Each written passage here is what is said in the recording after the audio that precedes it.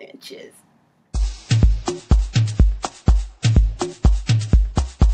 Hey guys, so today I'm doing the first of a series of a bunch of videos called Hair Nemesis. Today we're going to talk about oil blends that you can make at home that should keep the itching to a minimum, you know, so that you're not going nuts. My scalp is the driest. It feels like to me like the driest scalp on earth. I can't stand it. I'm always trying to like fight this desire when it gets dry to just scratch it raw, which is horrible.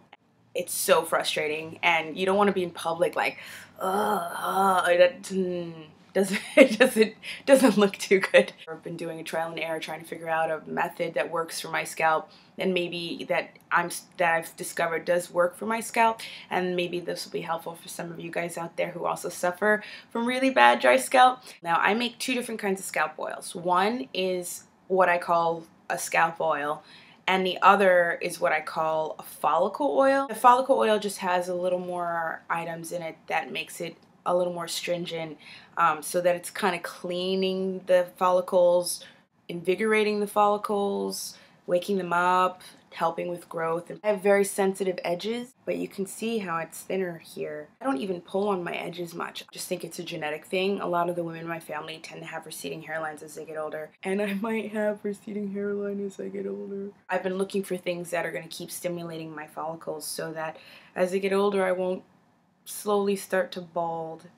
The follicle oil is designed to keep my hair, to keep my follicles healthy. I did read some stuff on some blogs that say that you should try not to put anything on your scalp, no oil directly on your scalp, because it decreases the development of sebum.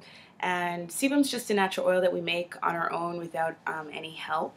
The less natural sebum you make, the drier your scalp's going to be. It sounded like sound advice, sound science, you know, so I gave it a try. It was so bad, you guys. I was dying. I tried it for a month and a half because, you know, it needs to give it time, let it readjust and all of that. Now, it might help someone else out there. It just was not it for me. I was in hell. I was in living hell. I had to get back to the drawing board and work on some stuff that I can make at home to help. We're going to start out using some grapeseed oil, and it's got a subtle astringentness to it, which makes it really great because it doesn't clog your pores. And I'm also going to use some sweet almond oil, which is really softening for the skin, some basil essential oil, some rosemary essential oil, and some Ylang Ylang. And I'm really sorry, this came out really blurry, but you get the idea of everything. I'm going to then grab a funnel and put it into my repurposed bottle. It's just a spray bottle I've had around the house. I'm going to grab my oils and start to pour them in. I don't measure, it's terrible, but I do put only about 2 drops of essential oil in general. Now, if you end up putting more than that, you can always just add some extra almond oil to balance it all out. You want more almond oil than grapeseed oil in general.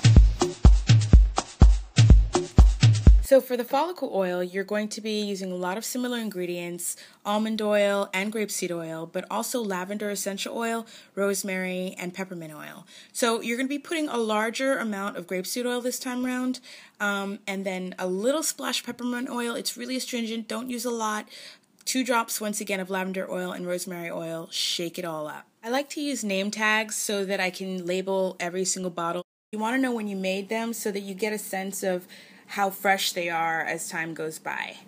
I like to make my oils in small batches because oil does go bad, unfortunately.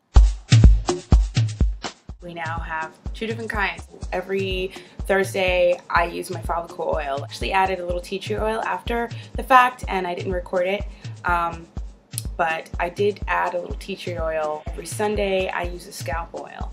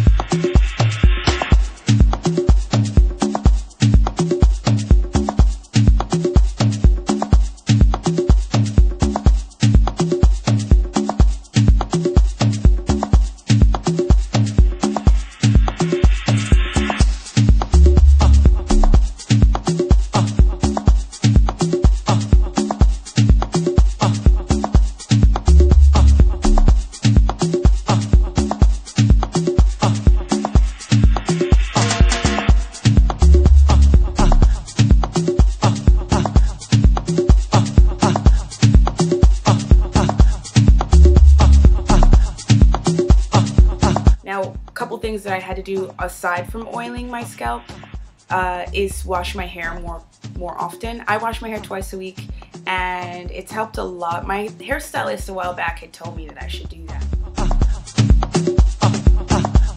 If you're not getting enough water, you're not drinking enough water, that's also going to contribute to any dryness that you're going to experience anywhere on your body. Your scalp is included in that, so you want to make sure that you get a lot of hydration.